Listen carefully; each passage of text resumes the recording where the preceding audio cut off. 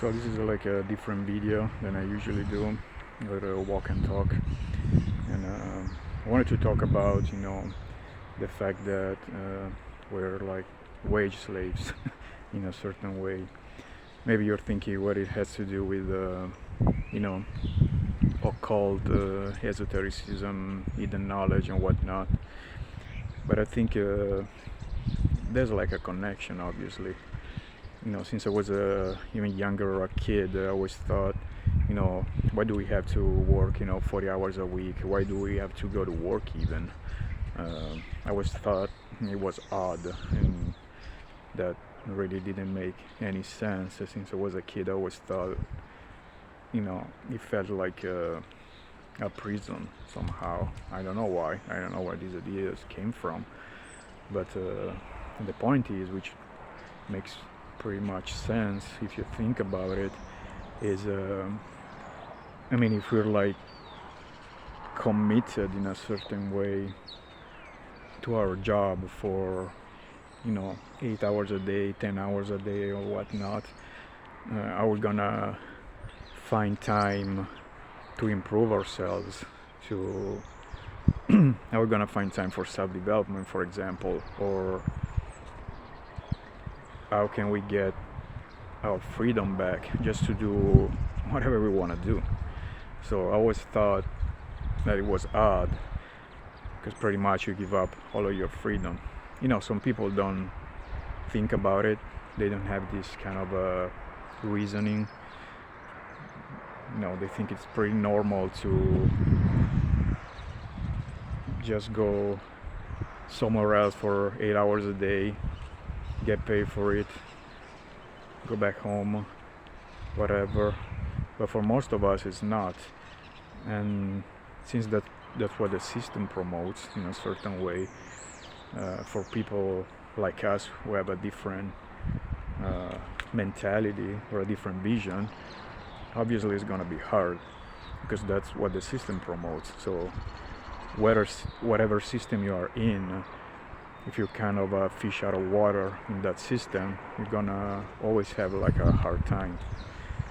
If you're like a freedom-minded person in a prison, you're gonna freak out. And in the same way, if you have a serfdom mentality, you're gonna freak out in a free society. So there's no right or wrong in this case, I think, or at least generally speaking, because in the end, if you love freedom, you also have to let people be what they want to be. You have to give them the freedom to be slaves or serfs if they want to. The problem is that some people also drag you down, and obviously their mass behavior also influence the lives of freedom-minded people. And also, I notice even in the occult or esoteric community, if you want to call it that, a lot of people are not freedom-minded. Maybe they want to learn spells just to make money, or they like the more philosophical side of it, but they don't really care about freedom. So the point is also, you can study occult knowledge or hidden wisdom or whatnot, philosophy, all you want, but in the end it's like, what are you gonna do with it? So, and given for granted that you don't want to harm anyone, and you're doing it to improve yourself. So the point is, how can we escape this wage slavery so we have more time to improve ourselves? That's the main point. I think that's in a certain way, the goal we have with this content that we make, because at the end of the day, you can learn, you can study the entire occult encyclopedia, whatever occult means. That would be like a different story altogether. But you can be a wizard, but then what you're gonna do with the knowledge? If you have a black heart, so to speak, you always go like towards, you always tend to do not so good things. If you have more of a pure heart or whatever, genuine heart, you will use your knowledge to do better things to improve your lives. Obviously, like good or bad, it's all debatable, because probably all of us, when we do things, we always think that we are right, and then everything we do is like good or for the good. So that's like a whole different story. But the point is, what are we gonna do with all of this knowledge if we don't use this knowledge to improve ourselves and in the end to have more freedom, in my opinion? And then you can use your freedom to do whatever you want. But the point is, if you never have freedom because you spend all of your life working for somebody else, being in a place that you don't want to be, with people that you really don't care about, maybe you even live in a place that you don't want to be, so the end is, what is life for? So, and I know these are like, super huge questions and topics and ideas, and obviously I'm not the first one to think about this, but for me the real point is, how can we use this knowledge to escape this situation? And there's still millionaires and billionaires that are interested in the occult and the hidden knowledge. And astrology could be a good point where to start if you believe in this. Obviously they're all theories, and I guess until God or whoever you believe God is comes down and confirm that this is all true, it's all speculation. Because as I always say, we all decide what to believe, because I think that's about it. In the end, whatever we think is true, in the end we think that is true, and maybe not. It's not like the objective truth, just a wrong subjective truth. And so obviously the point is, how do we use this knowledge? I guess that's the hardest part. And first of all, we have to decide if what we found, if this knowledge is real knowledge, if it's just made up stuff. Because in the end, we can all read documents that somebody compiled, 3,000 years ago, but how do we know that is true or not?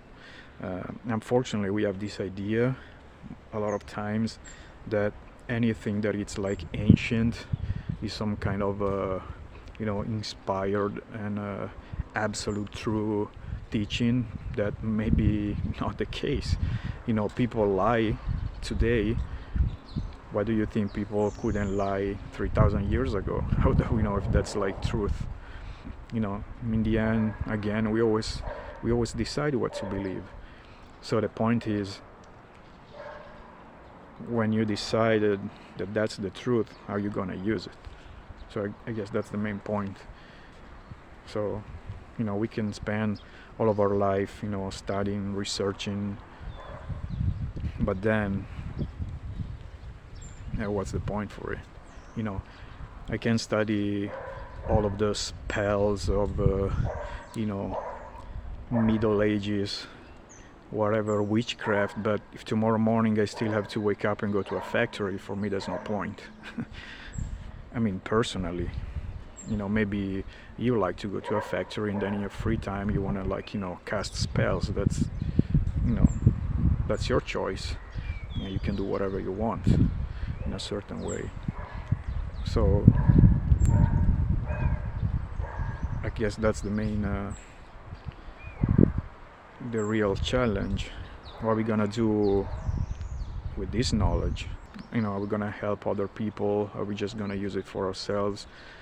Even because if you think about it, in the end, occult just means hidden, and esoteric just means sort of a inner circle, or knowledge of an inner circle, or knowledge that is passed from a person to another person in a kind of a inner circle, or that's why they call it secret societies, just because some kind of knowledge was thought not to be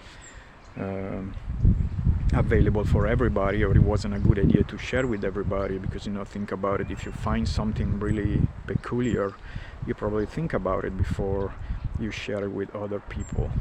And if you find gold coins in your yard, are you gonna share it with other people? Obviously that's like material stuff, but let's say you find secret for teleportation are you gonna share with everybody? Because we like always quick in judging other people, but we have to think, what would we do in the same situation? So, and the point is obviously making this content for sort of like-minded people, because if we all share these ideas, maybe we can help each other out. Obviously I'm a freedom-minded person, and honestly I'm most of the time more interested in freedom-minded content, because a lot of esoteric or occult content for me most of the time is just like a mind flexing or a mind exercise. It's interesting, but a lot of time at the end of the day, in my opinion, it's not gonna help me live a better life. I can read the whole esoteric cult encyclopedia, but tomorrow morning I have to go to work. I don't care. The point is I don't want to go to work. I want to live free. So I guess the point is, how can we unite or put together this knowledge while at the same time we can improve our life in this plane of existence that we all live. It's kind of like logical if you think about it. The more time and more energy you give to somebody else or some other entity, like going to work, the less time you're gonna have for yourself. In the end, it makes sense if you think about it. Going to a job and whatnot, even if you have a business, which is still better than having a job in a certain way.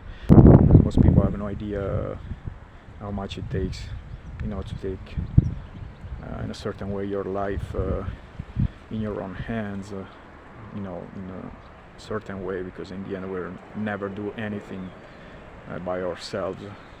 But let's say taking a big chunk of your life in your hands, it's not easy.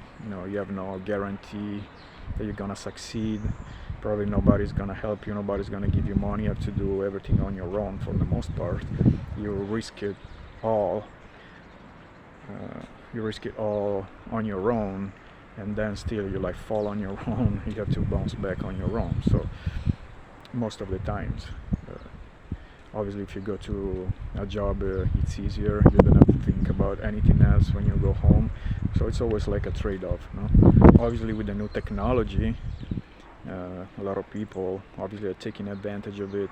This is another aspect that we can use to at least have a sort of a foot in the door to regain some of our time. And obviously something that you have to do on the side if you don't have a lot of resources, but still I think it's always better to make a plan and at least do it and then see how it goes, rather than spending an entire life thinking what if.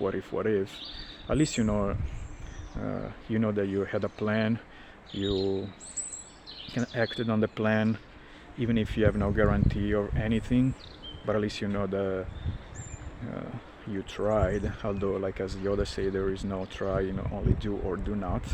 But probably that would be also an interesting topic to talk about, if that's true or not. But so I would say, just after all this rambling and blabber, I think I can sum it up like, start doing something. Start today, don't wait. If you're really like a freedom-minded person, and if you want to improve yourself, if you want to develop yourself, whatever you want to do. If I can give you some inspiration, for example, I'm making videos in English, and it's not my first language. I make mistakes. I have to do a lot of editing, because sometimes I just cannot find the words, or I mispronounce them or whatnot. I don't have great equipment, so I'm just like shooting videos with a smartphone. I don't even have how do you call it, one of those selfie stick right now, so I just have to switch hands once in a while, because otherwise my arms are gonna hurt. But you just I think it was, I don't know, the US President Roosevelt who said that you have to do whatever you can with what you have, right with your heart, or something like that. So if I can give you some inspiration, I would suggest do that. Start today, start right now, do something, whatever you can do to have more freedom, more knowledge. Obviously, given for granted that you don't want to harm anyone, you don't want to do anything illegal or weird or questionable, because in the end, if that's our goal, even as a freedom-loving person, the first goal would be not harm anyone. So I guess that's the point. How can we use the knowledge that we have, even occult knowledge, hidden knowledge, if you want to say better knowledge, more advanced knowledge, how can we use it to improve our lives and the lives of the people around us? So that's, I guess, the whole point.